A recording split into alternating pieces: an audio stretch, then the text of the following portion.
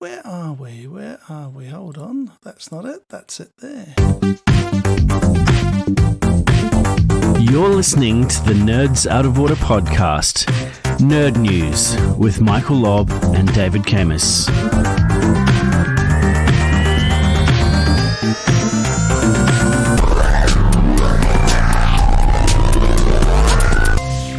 Hello and welcome to Nerds Out of Water.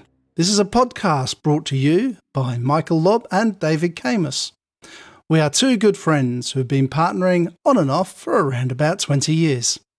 Michael runs TeamScale. TeamScale help companies keep software development projects on track and on budget. And David runs One Bright Cloud, where he heads up a team of techs and futurists looking at autonomous vehicles, AI, and public safety. We challenge our own perspectives, and we try to see things from each other's perspectives. Most of the time, sometimes no. You don't need to agree with us, but after listening to the podcast, you'll definitely have an idea. So what's been happening in your world, David? Are you scrubbing your hands and staying at home? Well, since our conversation back in November, was it, about scrubbing the phones, I think everyone has been scrubbing keyboards and scrubbing hands and scrubbing everything.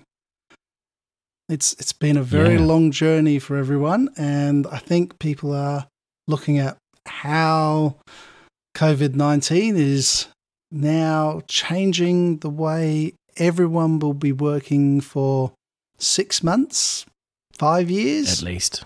Yeah. Plenty of time. I think there will be a new normal. I don't think it's going to go back to what we used to know as normal. I think I'll agree with you there.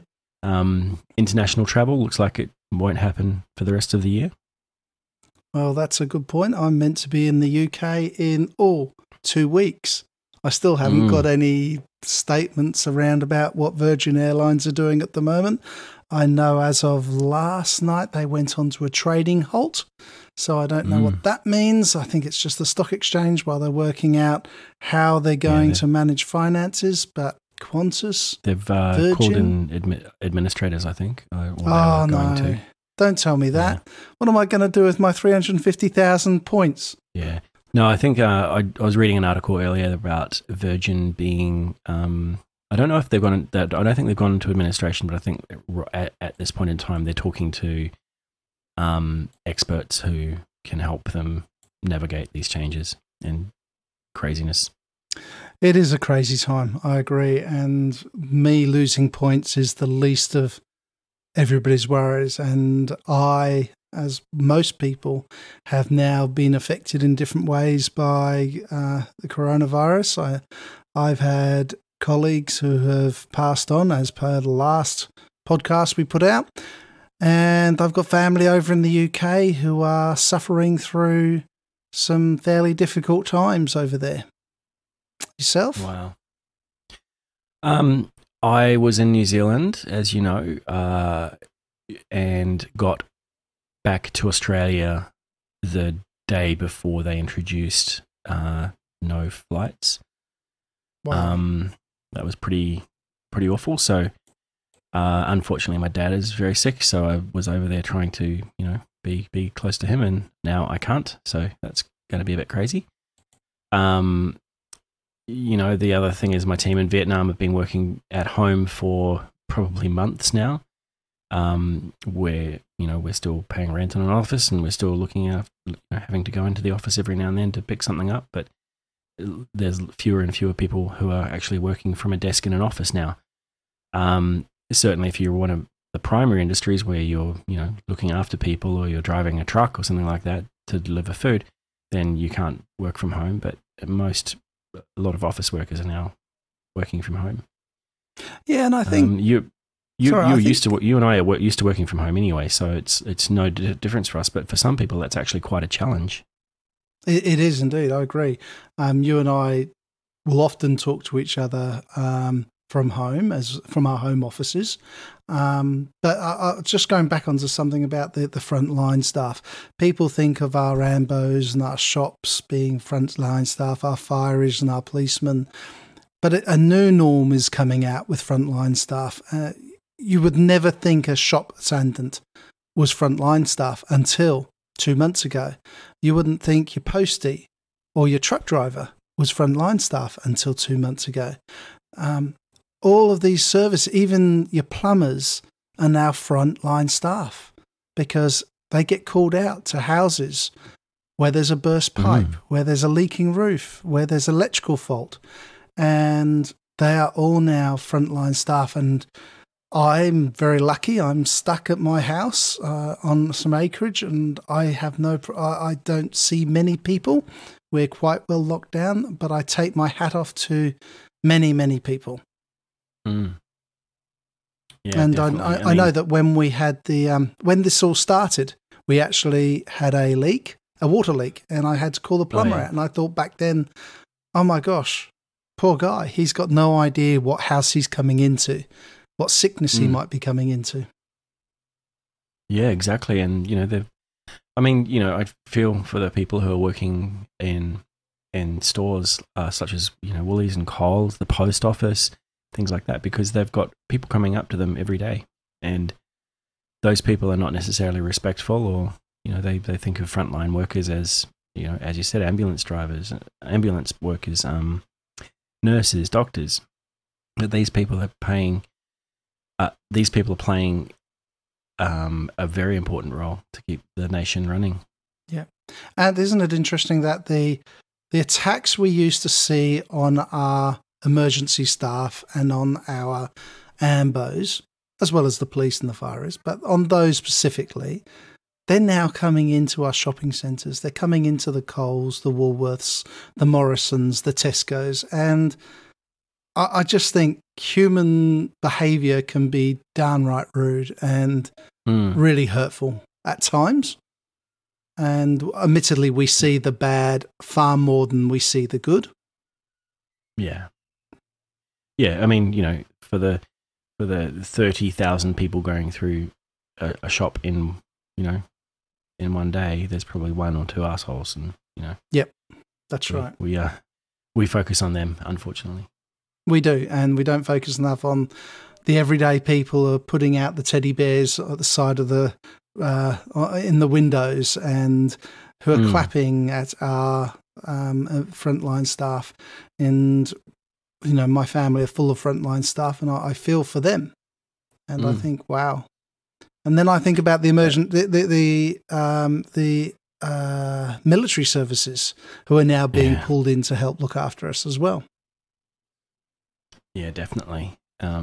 We've got Anzac Day coming up here, which is a celebration of the close bond between Australia and New Zealand's military units. It is. It's the remembrance of the Aussies and the New Zealand Army Corps who fought and died for their country during the Second World War. Yeah. So during that time, we're obviously not going to be able to do what we normally do, which is go and pay our respects to those people. We had a notice around the other day that they wanted us to go out onto our front lawns and do what we could to play the last post, whether that's through a radio or a trumpet, or I might drag a guitar amp out there and try to do it. Maybe not, but we'll see how we go. That's a great statement. Yes, so that during the last post, I think I will try and do that. I will try and work out what time other people are doing it and join in. So what are you doing to look after yourself? Well, as you know, I'm very lucky. I'm on a bit of an acreage. We have a creek down the back. We've got 3 little children, so 10-year-old twins and a 12-year-old, and they're not that little. And they can cycle around our acreage. They've got trampolines. We don't have a swimming pool, but we go down to the creek, and we have been damming the creek, and then it's been washing away 10 minutes later, and then we just keep doing that. So that's what we've been doing from a children point of view. From a work point of view, I have to say One Bright Cloud have been severely hit financially, and we're really struggling to get things through. We're pushing to keep things going, and we'll keep it going. We'll come out the other end. We'll have some hard decisions to make, and we've made some hard decisions already. But as you are, we work from home. The team have been working from home, and when we've been able to give them assignments, that we've been doing it. Do you think that Australia got it right in their response? Oh, did we get it right? I mean, just worry. to quantify that, like I said, I was in New Zealand. I think that they did what Australia had done when they had under 100 cases, and Vietnam haven't even got up to 200 cases. Oh, I think they're a little bit over 200 cases now, but 100 and something of them have recovered, no deaths. Australia waited for me. I think it was a lot longer than they should have. But obviously, the economy was the reason for that, and I don't know if that's a good reason or it's just an excuse. Well, and I'm not trying to say it was bad. I'm not trying to say that the response was bad, but it's I in retrospect I would have liked to have seen it happen earlier, even though it would have affected me personally. I think you've nailed it on the head by saying in retrospect. I don't think there was a right way or a wrong way. I believe that we've all been trying really hard to get through this and to work it out. Governments have been trying the best way they can. To me, I look at other countries like Vietnam, like my brother in the Czech Republic. They locked down far earlier than we did, and they have only got 6,000 cases with, I think, just over 100 deaths, but very few compared with all of the countries, Germany, Austria, Italy, that are surrounding them. And they really locked it down really well and really early.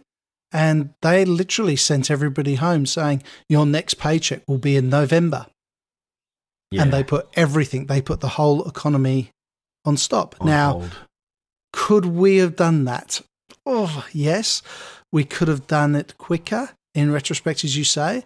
My biggest worry is that if we've done it so well, I apologize. If we've done it so well that we're going to get the second wave come through. And when that second wave comes through, we're going to be almost less prepared for it. Okay. It's a worry of mine. I don't know if it's factual or whether it's just in my head, but I don't know if there is a good way or a bad way of doing it. I do worry about a second wave coming through. Okay. Do you, we'll talk about short term in a moment, but how do you think the economy can recover from this after this is all stitched up and we're back to whatever the new normal is? How do you think the economy can recover from this? Well, I think we need to look at what that new normal is. I think businesses need to really consider what we're going to look at, especially from an IT, a consultancy, a contractor point of view. And something that you and I have been pushing for a long time is you don't have to be in the building to do the work. From that respect, I think there's going to be a very big change about city life and where cities are and how they operate.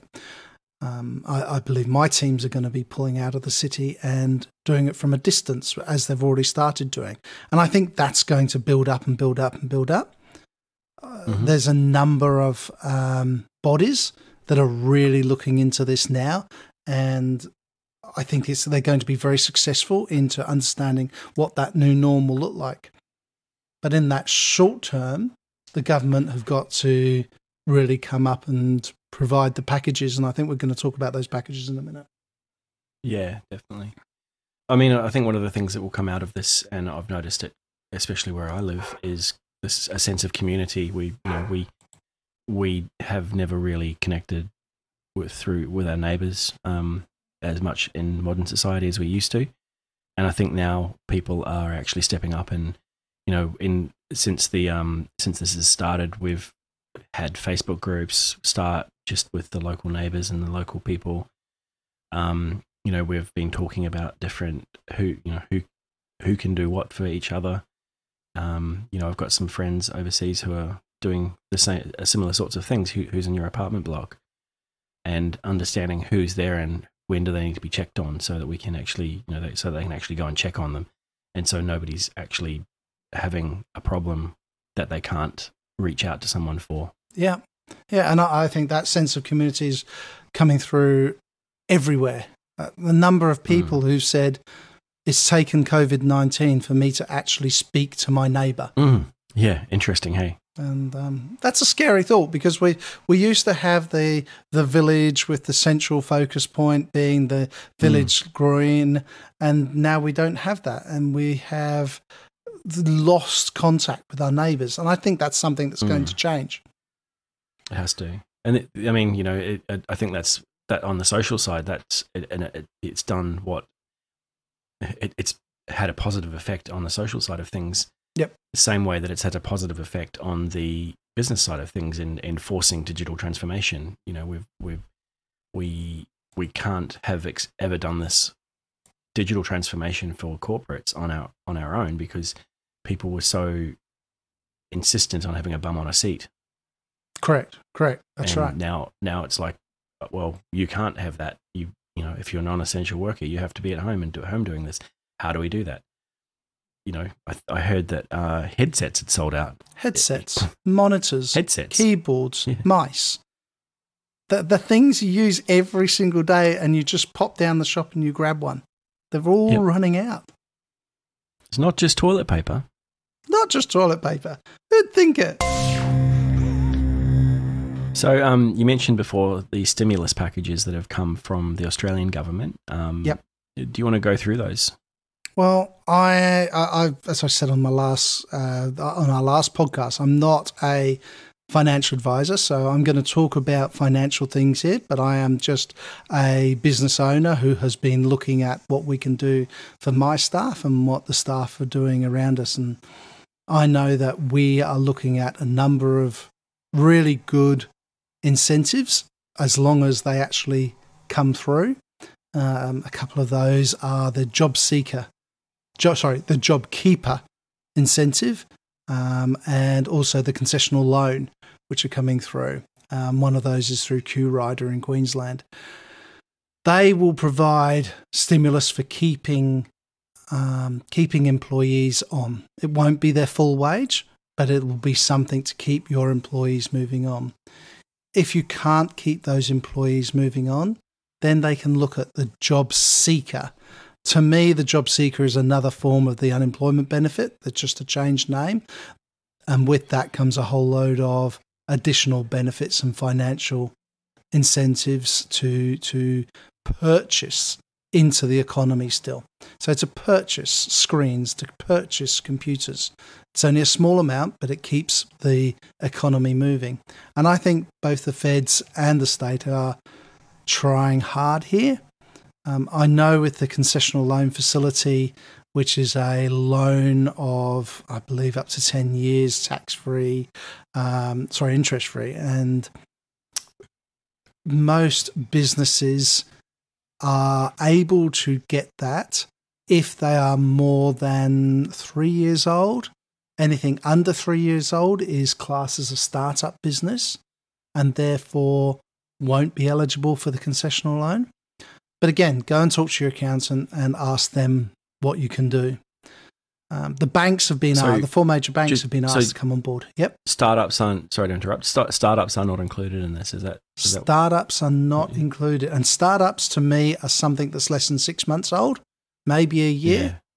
But the concessional loan has 3 years. 3 years. The four major banks have been asked to reduce their loan criteria to allow businesses to get loans from them, and they are standard loans. So be careful if you go down that path, because all you're doing is getting yourselves into debt again.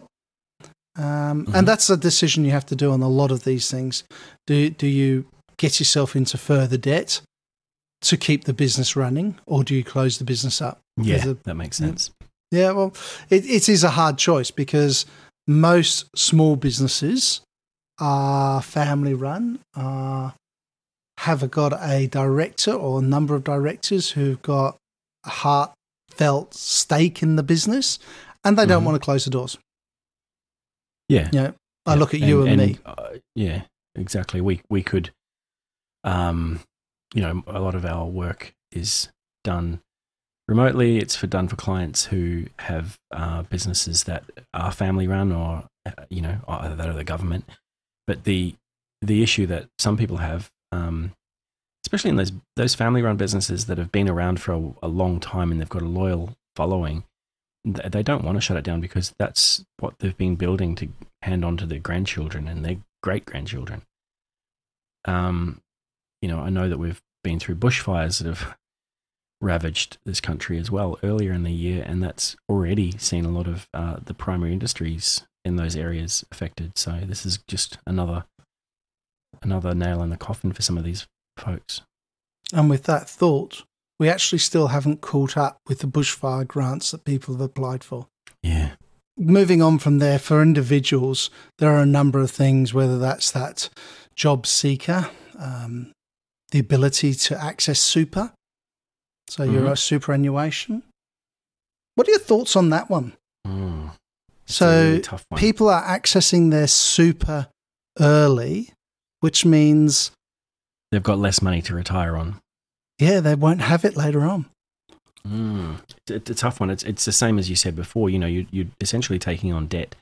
You're borrowing from the future, and that has to be repaid, whether that's in cash or in a degraded level of lifestyle in the future after you've retired, or while you're still working, while you're putting top up super in.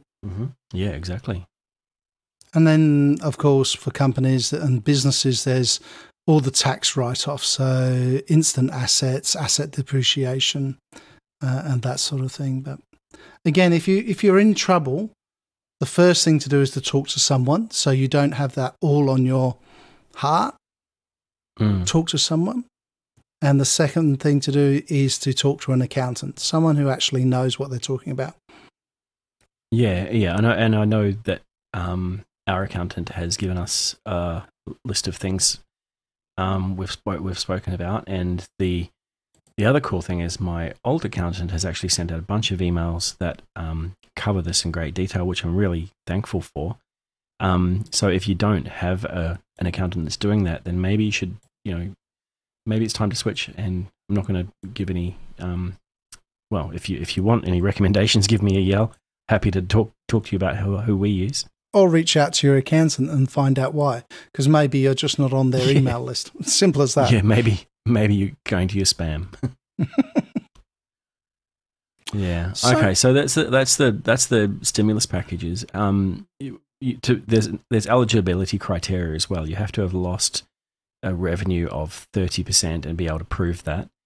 There's a lot of industries, cafes, restaurants, anything in the tourism industry, or a lot of non-essential trade would have been affected quite considerably. The companies that are going to in the future lose out on revenue because they are in a situation that they can't currently manage. How do they become eligible? Is it ongoing eligibility, or is it just it has to be now? I don't really know. These stimulus packages are changing by the day. The ones I spoke about have now been, I believe, approved by the feds and the state and are starting to be rolled out. But there will be new stimulus packages coming on. I think you'll find that similar to when we were going through the GFC, we'll get some payments handed out, such as the electricity bill being paid off and the telephone bill being subsidised, not paid off. And I think we'll get instant payments to allow for us to purchase items that will then go back into the economy and start the economy turning over. Yeah, absolutely. I mean, we've seen that happen before, and we have. There's always the joke about people taking their stimulus payment down to buy a flat screen TV. Correct, and that's what they do. Yeah, and it doesn't matter if it's a flat screen TV or, dare I say it, 600 rolls of toilet paper. It's still going back into the economy, and it's still being turned over so that the economy has a turn through. Yeah. The travel industry has obviously been decimated. The they're going to have to rely on these stimulus packages quite considerably, I think, in order to survive the next few months, however long that is. Restaurants and cafes that have been affected by this probably won't ever open up again, some of them. The people that have been running these cafes for a number of years are probably living week to week. So in terms of, they need throughput in their company to be able to pay their rent and their staff, and they're just not going to be able to do that. So we're going to come out of this with some very sad stories, but also some opportunity as well. So my heart goes out to those people as they're dealing with this as well. I agree. But the travel industry's been hit incredibly hard. It also worries me how many companies and businesses will come out through the other side of this with an amount of debt that they can't pay off. Yeah, and I mean, I think so we'll see you and I are both in technology, and the thing that I'm advising clients, or really anyone, is switch stuff off if you don't need it. Like there are probably a bunch of internal things that you've got running that you don't need to run. If you're especially in larger companies and small companies, sure, there's probably not a lot you can do, but in a medium to large size company, you've got all this internal stuff that you don't need running. CRMs, who's doing sales at the moment? That we've got probably internal staging and testing servers for all sorts of development processes. Sure, if you're doing development at the moment, but if you've just laid off 50 developers, then there's no point in having those environments running, is it? That's right. There's probably cost savings that you should be looking at before you start taking on debt, if you can. And there may be no other way. Yeah. But with the travel agencies and the travel industry, they have to keep the doors open somehow. They have to keep people looking at the future. And you need to, if I was in the travel industry, well, I suppose I am in a way, I would be doing promotions for 2 years ahead. I would be keeping people on a email list. I would be building incentives around that email, keeping the doors open, not physically, but availability-wise. The doors should be open, and people should be, now's the time to start looking in the future. Here's the sales. Think of the... If you're not doing that, you will shut down, and that doesn't have to be expensive, and that's what a lot of people that I'm talking to are kind of confused about, is that doing that activity is not expensive. They might have been sold, vendors might have said to them, you need to buy 18 licenses at $900 a month and whatever. It should cost you $20 a month, $40 a month if you're a small to medium sized company and you haven't already invested in that. There's much better ways to do that, but you could do it quite cost effectively. So thinking about that, and with the looking at businesses working from home, we have now an issue that everyone is just logging onto the internet willy-nilly. Big businesses have got Citrix clients and dedicated VPNs, etc., etc. What do you think small businesses should be looking at from a VPN point of view? And on top of that, how should we look at video communications? Because there's some really expensive ways of doing this, and there's free ways of doing this. And I'm interested to know what your thoughts are from your experience. You talked about VPNs. Now, in an ideal world, where people wake up in the morning and there's unicorns jumping on rainbows, you would develop those unicorns. You would develop your systems as such that they are that employ zero trust. So your application should be built to be on the internet and to be secure on the internet. Unfortunately, that's not how things work in a lot of larger entities, and especially some, and even some smaller companies as well. As such, they need to introduce things like VPNs or which, for those who don't know, is a virtual private network. And they need to introduce gateway computers or Citrix clients, like you said, or terminal servers, or ways to, two-factor authentication implementations, for example. Now, there's two kinds of VPNs here. A VPN that connects to a corporate network is different to a VPN that you'd purchase on a subscription that allows you to encrypt traffic on the way to the internet and the way from the internet. Both serve a slightly different purpose. One of the corporate VPN will put you onto a company's network and allow you to access internal resources as if you were in the office still. Same as a gateway server or even a Citrix server to a degree. Setting those up, they need to be secure because they are allowing access to their internal networks, and they're pretty important. A lot of big companies have done this, or it doesn't have to cost a lot either. Most decent routers and would probably have some sort of VPN functionality if you needed it. And then there's the other VPNs which encrypt traffic to the internet and from the internet. So a VPN like that, like ExpressVPN or NordVPN, allow you a little bit of anonymity on the internet. That's a hard word to say. And give the traffic that you're sending, it encrypts the traffic that you're sending to the internet and receiving from the internet. So therefore, in theory, people should not be able to see where you are on the internet. It also gives you a different IP address. That won't put you on the corporate network, but it will give you a little bit of extra protection if you're transferring data, for example.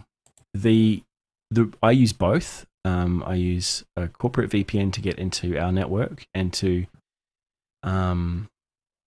get onto servers and systems that I need access to.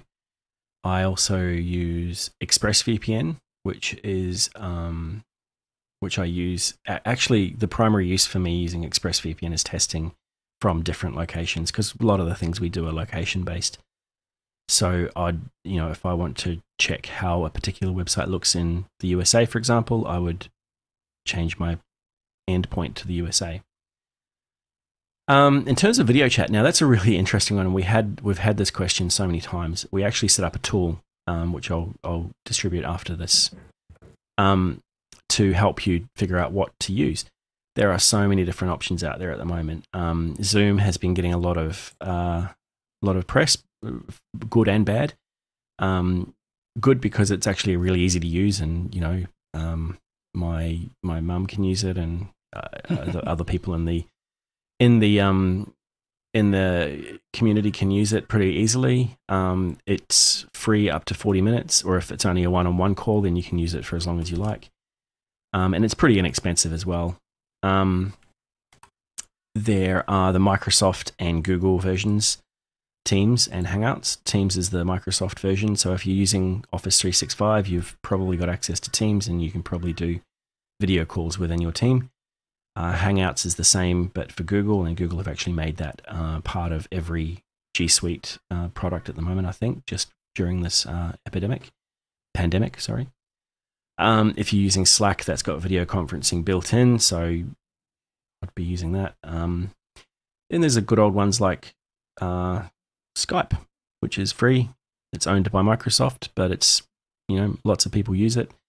And Facebook Messenger, which again is, fine if you're just calling one or two people. Yeah. I still use WhatsApp and Viber and everything as well, so that's fine. Yeah, I use WhatsApp a lot for one-on-ones, but Zoom is something that I have used for a few years now, and I find Zoom has worked really well for us. Interesting to hear that you've heard some negative reports about it, but that doesn't surprise me. Security mainly, because I think they from what I can gather, they've prioritized functionality over security, and the security breaches aren't so bad. Well, they could be bad, could be considered bad, but The biggest one was that you get now that it's being used more, you can get Zoom pop-ins. So you might be in a video conference and a random person might pop in because you're using a link that is, an older link or something. No, yeah, it's available and there's no password to get in because you've just sent that out in an email and someone's intercepted it or guessed it and pop in. And I think that there was a school session going on where a guy turned up in his underwear on lovely in the States somewhere, and not great. I believe the defence in the UK use WhatsApp because of its security. Do you know anything about that? WhatsApp is owned by Facebook. Oh, is it? So there we go. Yeah. I mean, I know a lot of friends in communities that require a lot more security, whether they're black hat or white hat, tend to use Signal or Telegram. But the reason is because it's peer-to-peer encryption, and that's pretty important to people. So what makes a poor VPN then? Why? Because I've just brought up an article in front of me, and it says the worst VPN services in 2020, and it mentions Hola, Hotspot, Opera Free, some that I've never even heard before, and even Facebook's Onavo VPN. And I find it interesting that there is a list of bad VPNs, and I'm just wondering. So we're talking about the security side of the VPN, where you are trying to encrypt data going to the internet and from the internet and mask or spoof your IP address. So there's a few things. Logging is one of those big things. So the idea of wanting to use a VPN is so that you can become a little bit more anonymous. Now, if your VPN provider is logging every action that you take, you're essentially sending your traffic to the VPN server. The VPN service is then sending that data out to the internet and receiving a response and then sending that back to you. You want that to be encrypted and not logged generally. And if someone's saying that that makes it bad, then that's another thing. Speed is another issue. Like I use ExpressVPN because the VPN I was using beforehand really slowed down the internet for me. What they've got to do a lot of work. It's a heavy network traffic, so yep. They're encrypting data, sending it to sending it across the internet and getting it back, and then encrypting it again. So it's those sorts of things are pretty important. A lot of the VPN providers offer multiple connections. Like I think ExpressVPN, on my plan, I'm allowed 10 or 15 simultaneous connections, which is good because I've got multiple devices. The other reason that people will be saying they're bad is because they're trying to access their US Netflix account from Australia, for example. And a lot of these VPNs a lot of the services like Netflix, for example, they can tell whether you're on a VPN or not. That's just damn annoying. That is.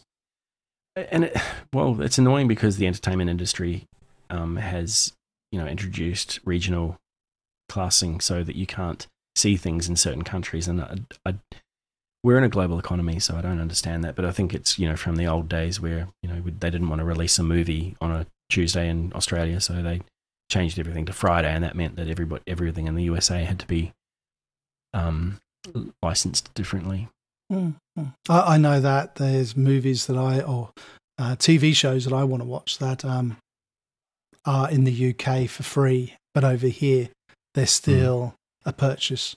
But if I was to put my cybersecurity hat on, and I'm looking from a government point of view, Queensland government are really trying hard to push cybersecurity with VPNs, but cybersecurity as a whole out to everybody.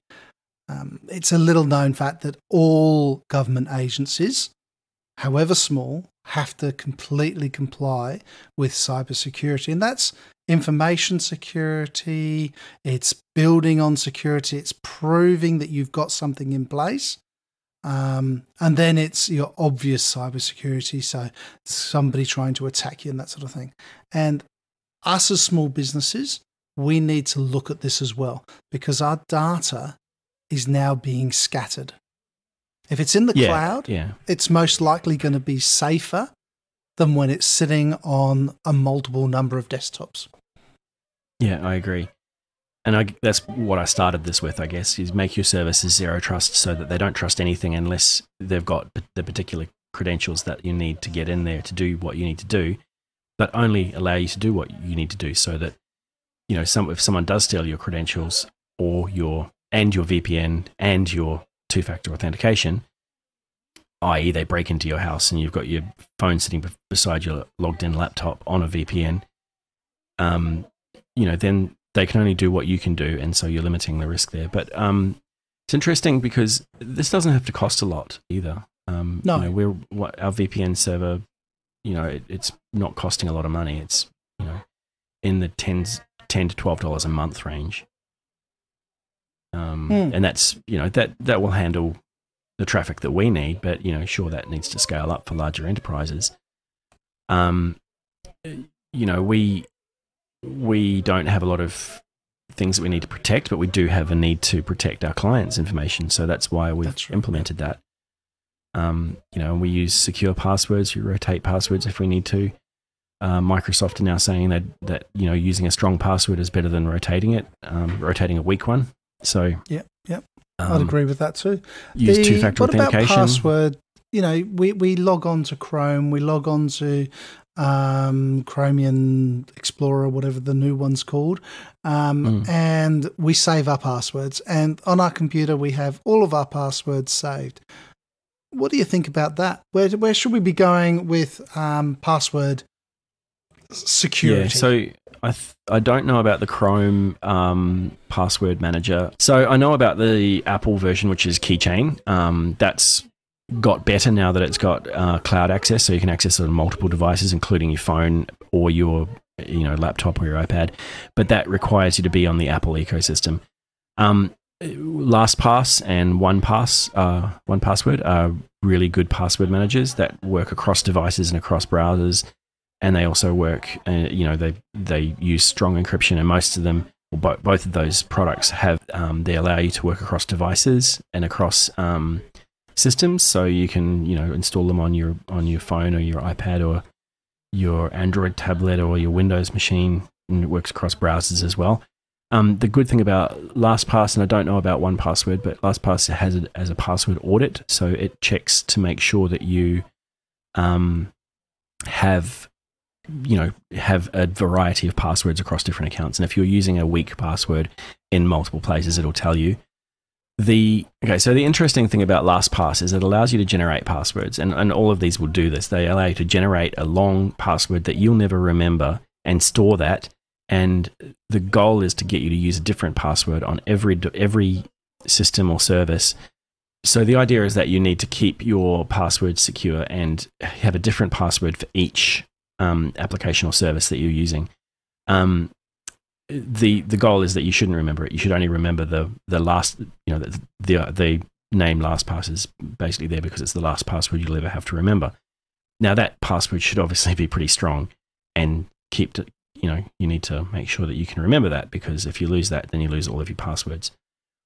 You know, these days we shouldn't be doing much without two-factor authentication or multi-factor authentication. That's just the way it is. And keeping those things secure is going to probably solve 80 to 90% of the problems that people face with hackers. Yeah, I agree with that. And with LastPass, it actually allows you, I think a couple of them, but LastPass particularly, allows you to share passwords and share information across people securely. But you can share a login with someone and not even tell them what the password is, which is fantastic. It just fills it in for them. That's right. And they all have either a free or a paid service to be able to get your passwords back if you have forgotten your major password. And I know the one I use, you're not allowed to use the major password with any of the passwords inside. It won't let you. Okay. Well, it's been a good discussion today. I think we should wrap it up there. And we have. We haven't spoken about a couple of things we're going to speak about next time. We'll talk about a couple of things next time if the world doesn't change by then, which it quite likely will.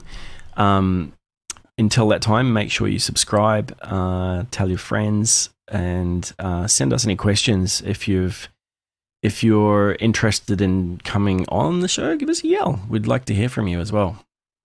That would be David. really good.